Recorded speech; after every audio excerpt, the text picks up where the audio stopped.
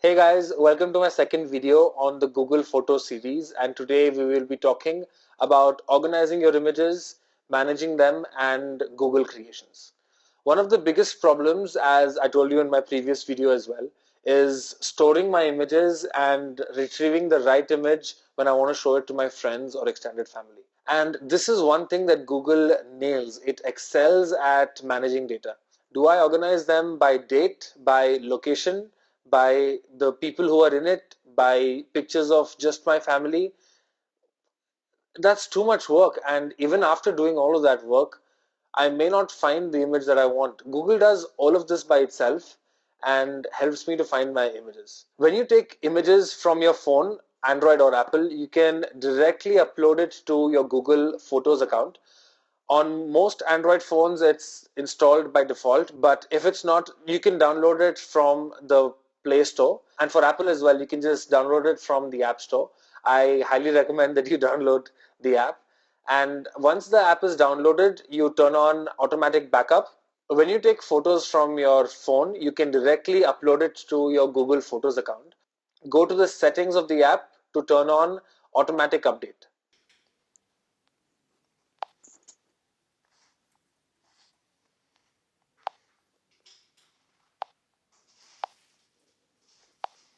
Automatic backup is amazing. It keeps all of your images up to date, but it has one problem. It kills your battery, and in case your cellular data is expensive, you end up losing all of your data. In order to solve this problem, Google has a nifty feature where you can choose only to upload your images when you're on Wi-Fi and when you're charging. That way, your phone's battery doesn't drain out and you're not using your cellular data.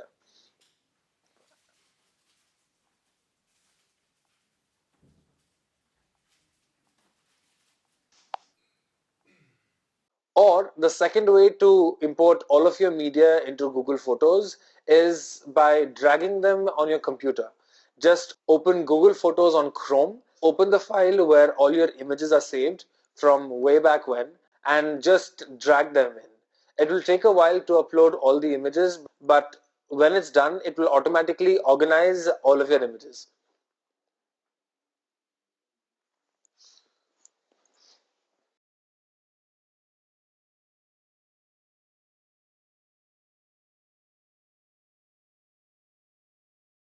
When you take a picture on a phone or a camera, earlier there used to be this ugly orange timestamp which tells you exactly when the image was taken.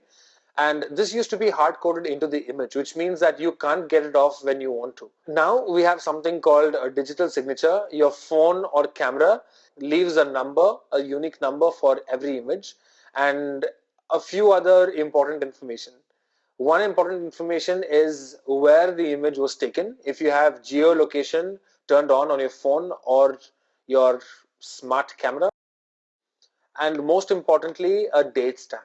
So this data is saved along with your photo, and when you import this data into your Google Photos from your computer, this data is imported as well. So Google knows how to arrange these images. By default, it does it chronologically, but you can also search for it with many other filters. Once that all of your images are on Google Photos, it becomes quite cumbersome to browse all of these thousands of photos for the right picture that you're looking for. Introducing the miraculous search bar. This bar is smart. It identifies patterns in your photos, and I've tried looking up for weird keywords and it continues to surprise me. So tap the search bar and it gives you a list of suggestions of the things that you can look for. In this case, you can see that there are a few suggestions already on the screen. My favorite feature is the faces. You can see that there are a few faces on under the search bar, and it groups this completely by itself. If I click on more faces, then it greets me with more images of more faces, and if I name these faces, I can search for them whenever I need. I named myself me. Have a look. When I click on me, it shows me all the pictures of me, and there are a few mistakes that Google makes, but for the most part, 9 out of 10 times, it nails it. It does an extremely decent job. And if you scroll down, you can see pictures of me from way back when. I don't think my friends would recognize me either, but Google's algorithm does a decent job in recognizing old pictures. You can also use this search bar to look for locations. If you just type in the location and it shows you pictures taken in that location.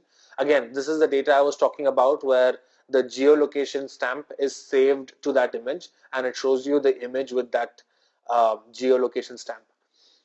You can also scroll down chronologically if you have the memory of my mother to the exact month when the picture was taken in order to find them.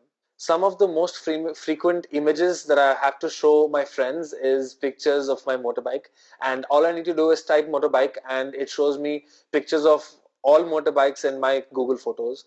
And I can even search for moto, which is the French word for motorbikes, because my account is bilingual. And it does a good job. It recognizes pictures of motorbikes where it doesn't even look like a motorbike, and it's really impressive. You can look for anything: backpacking, coffee, forests, food. Oh my, the food. It gives you pictures of all of your food in one place. How good is that? Up top, there are 3 tabs. On an iPad, you'll see them to the side, but the tabs are the same: albums, photos, and assistant. Photos are straightforward. This is a list of all the photos that are on your Google account.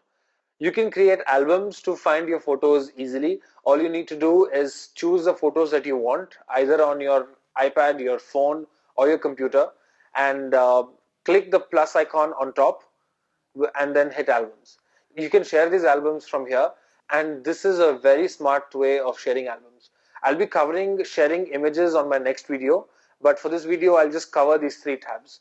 Google Assistant for Photos makes little creations for you, and these things pop up like little gifts. It creates collages, it colors a few pictures to make them look different, it makes little animations and little videos. When you get back home from your holiday, Google will make these little creations for you and it will pop up in your Assistant tab.